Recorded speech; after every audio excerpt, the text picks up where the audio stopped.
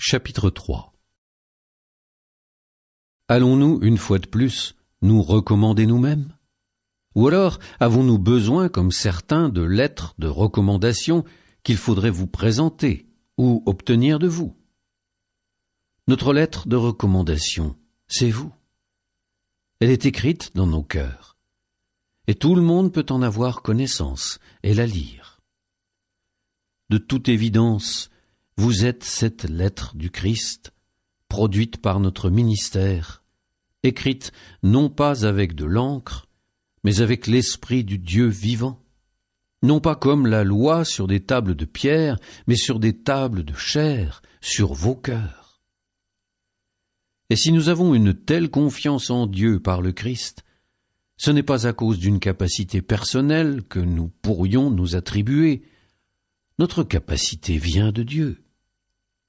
Lui nous a rendus capables d'être les ministres d'une alliance nouvelle, fondée non pas sur la lettre, mais dans l'esprit. Car la lettre tue, mais l'esprit donne la vie.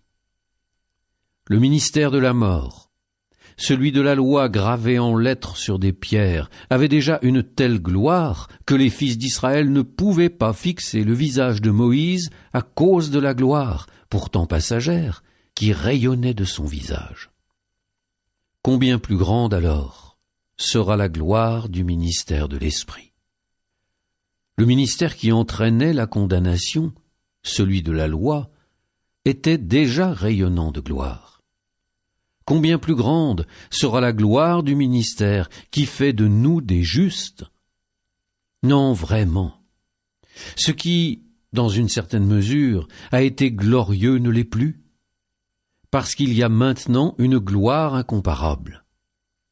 Si en effet, ce qui était passager a connu un moment de gloire, combien plus ce qui demeure restera-t-il dans la gloire?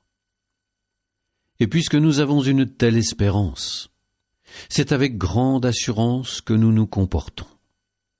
Nous ne sommes pas comme Moïse qui mettait un voile sur son visage pour empêcher les fils d'Israël de voir la fin de ce rayonnement passager. Mais leurs pensées se sont endurcies. Jusqu'à ce jour, en effet, le même voile demeure quand on lit l'Ancien Testament.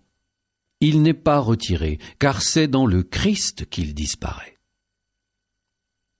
Et aujourd'hui encore, quand les fils d'Israël lisent les livres de Moïse, un voile couvre leur cœur. Quand on se convertit au Seigneur, le voile est enlevé.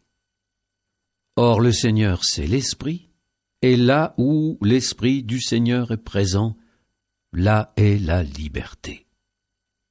Et nous tous, qui n'avons pas de voile sur le visage, nous reflétons la gloire du Seigneur, et nous sommes transformés en son image avec une gloire de plus en plus grande par l'action du Seigneur qui est Esprit.